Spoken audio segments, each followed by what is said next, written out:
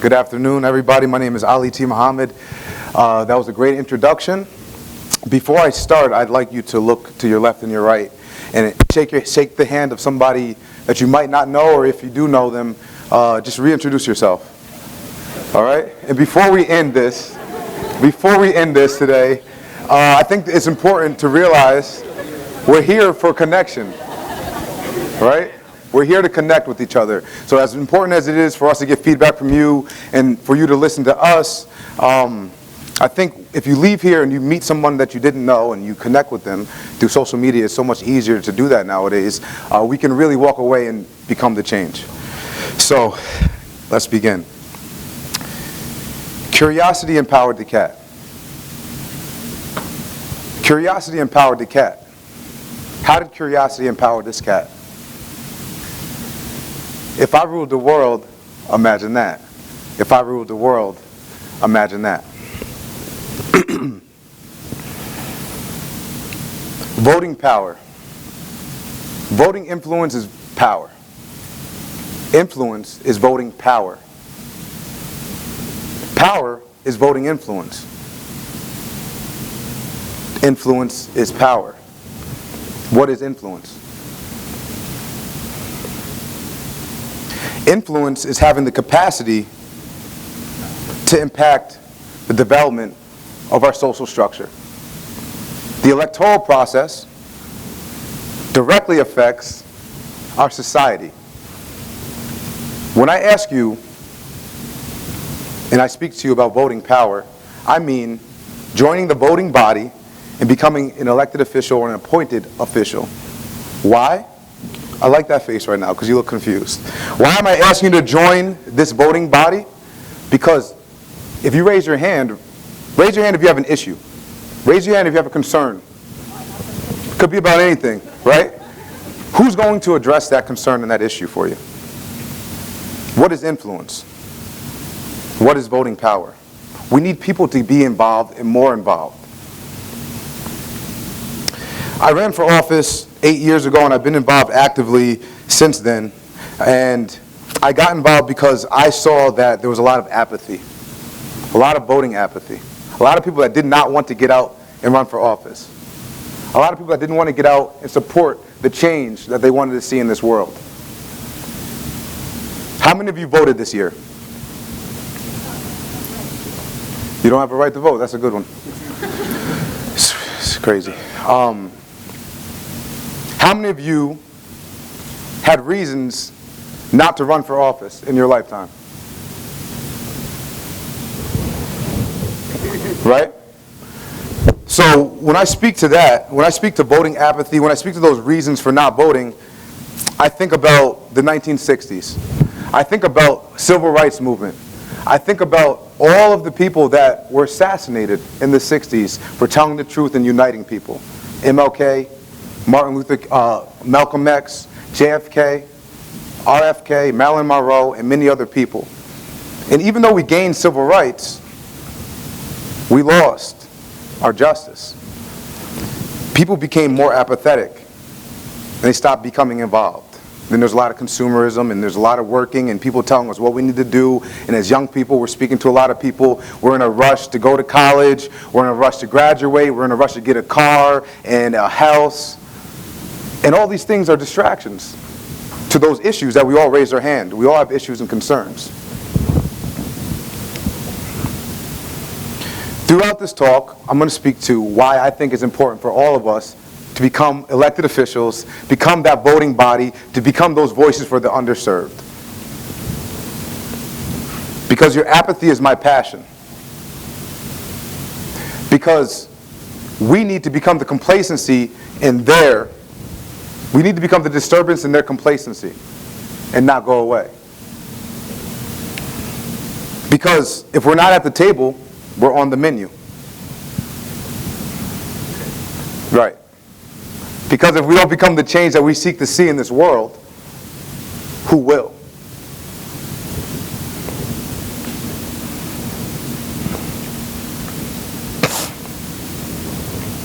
Be the disturbance in their complacency and do not go away. What are those issues? Let's address some of those things. For me, when I came back home, there wasn't a men's basketball league. Growing up, working at the rec when I was 14 years old, I'm 28 now, I've heard nothing but, we need a rec center for public safety. We need a rec center for public education. We need a rec center for recreational purposes, recreational infrastructure. 7 years being involved in government, we still don't have that. Because someone who knows this is what we need, I don't have you, or you on the council with me voting for that. How many people know that you have a municipality with an elected body? In New York State, everybody has a county. In Dutchess County, we have 25 members that make up our county legislature. We have a state assembly, we have a state senate, we have a governor. These are all elected bodies. These people all represent us. They all represent these issues and these concerns that we have. And we trust them to go day by day and handle our issues. Where has this trust gotten us? We become apathetic. We aren't engaged. We become complacent. So when I say, be the disturbance in their complacency, I ask you to start with yourself and look at yourself in the mirror. Disturb your own complacency. Why aren't you getting out to vote 3 times a year, maybe 4? In the library election, in the school board election, in the primary election, in the general election. Why aren't you running for office when you know that the 7 people on the council aren't listening to what you have to say? They don't hear you, they don't see you, so how could they feel you? How could they represent you? They don't know what your issue is. Or you raise your hand because you had an issue, but do you know what form of government you can actually direct that concern to?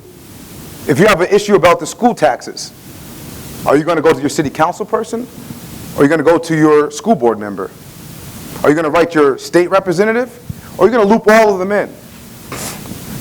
Be the disturbance in their complacency and don't go away. It leads me to my next point.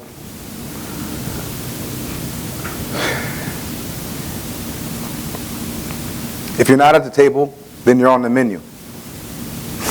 Be at the table, or you'll be on the menu. What do I mean by that? Raise your hand if you think you know what I mean by that. I want to see if you're still with me. Right. Not being at the table, I understood that anything that I wanted, I had to go through a different chain of command. And I would have to apply pressure to these elected officials, my representatives, all the time. Consistently making contact with these people all the time. Because I'm not at the table. Because if I'm not at the table, my issues, my views, my neighbors' issues and views, my friends who can't vote issues and views wouldn't be represented properly. Maybe it would be dismissed. Maybe it would be mishandled because, again, they don't understand fully. So what am I going to do? Put my faith and trust into somebody else? Or am I going to be the change that I'd like to see? Be the change that you'd like to see in this world. Or you're going to get eaten up. They're going to eat us up. They're going to continue to eat us up. They is big and ambiguous. You're going to continue to eat yourself up if you don't get active and engaged. Become a member at the table. Support those members at the table. For whatever reason you can't run for office, support the people that do. Might be 100 people in this room, all from different areas, all from different locations. You're going to go home one day. How many of you are college students in this school? How many of you live in Rochester? I'm going off of my conversation a bit because I know my audience. I know who I'm speaking to. And I had a really great opportunity when I came in last night to walk around the campus and observe and take it in. And I'd be arrogant to say that I got it like that. But I did get to see this area. I did get to see this community. I did get to see how people interacted. I did get to see how diverse it is. Walking with Leif, I got to understand the ins and outs of this place. But I also saw the divide. Very diverse and very divided. It's not a problem. It can be fixed. But what are we going to do? Are you going to be actively engaged in your community? Is this your community? Are you going to put on a TEDx? Are you going to join the fraternity that's giving back, doing community service? Are you going to find the void and fill that gap here in Rochester? and learn how this could be a blueprint to take back home to Beacon, to Pakistan, to Nantucket, who knows? Are you going to bring it home with you? You have a blueprint right here. You have the platform right here, especially as college students, especially having the ability, the capacity, right, influence to reimagine and redefine our social structure, our society. Our society's been telling us to do certain things for such a long time. And then we hear from some people that we can't do these things because it didn't work then. But we're in a different age today. People like myself, I need support. I need support on that council. I need support off the council, because being elected isn't the only thing. Government is not the only thing that's going to change this society and this world, but it has a direct impact. If there's 100 people in here, we need 100 people going back home and running for office. Being the change that you wish to see in this world. That goes back to knowing your issues, knowing what you care about, understanding your neighbor, and understanding where they're coming from. Without understanding, how could we resolve any issue? The war in the Middle East, I don't mean to offend anybody, could potentially be solved over hummus and couscous. Right? Food. We were talking about music earlier. Music, things that unite us. It is funny, but maybe, and it's a lot deeper than that. But let's have this conversation. Why do you want to be involved in whatever you're into? Who's ever been burnt out because they don't have support? They don't feel like they've been supported. Who wants that? So again, learning and knowing my audience. I was very nervous to do this, more nervous than I let on. But you know what? I've done this every time I speak to a constituent. I've done this for a while. But I don't get an opportunity to reach out to people like you and see you all the time and see how, and know that I am supported. You guys are strangers to me. But you know what? We're all part of the same constituency because we're here for a reason. And we want to give back, and we want to be the change, and we want to know how to.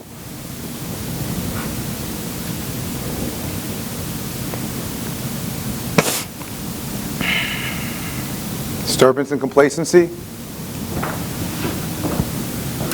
Sit at the table. Be at the table, or you're on the menu. Be the change you'd like to see in this world. And who's heard the term, put your money where your mouth is? Right. Put your mouth wherever your feet walk. Walk the talk. Be that person. The time is now. It's always the right time to do the right thing. Martin Luther King. When you change we with I, even illness becomes wellness. Malcolm X. We have to come together and we have to unite. And we can do this. God willing, universe permitting, all the young people in this room, and you're as young as you feel, we have a lot of work to do. A lot more work to do. And we don't need more leaders. We need more workers. We don't need more promises or miracles. We need movements. We need intersectionality. We need to stand together. That's why I'm here today asking you, all of you, to get involved a little bit more. Run for office. Support that change you'd like to see in this world. I'm not great at math, so walk with me for a second. How many of us get to sleep 8 hours a day? Right.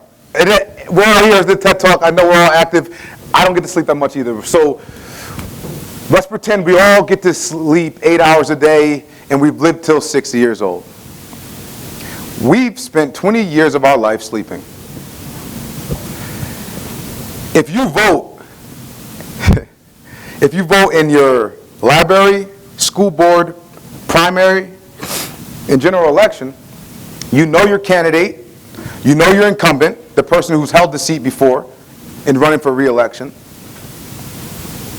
You spent time canvassing for them, donating to them. Let's say you do that every year and you live till 60. You'll spend less than 3 days of your life minimally participating in government. government that directly affects our society. You want to spend 20 years sleeping? Or do you want to spend 20 years actually exacting change? I could keep going on and on and on, but I'm going to finish there. Thank you for your time. Thank you for this moment. And actually, I'm going to ask you 3 more questions. Who are we as a people? Who are we as a people? How ought we to live? How ought we to live? Can you be the change you desire to see in this world? Thank you.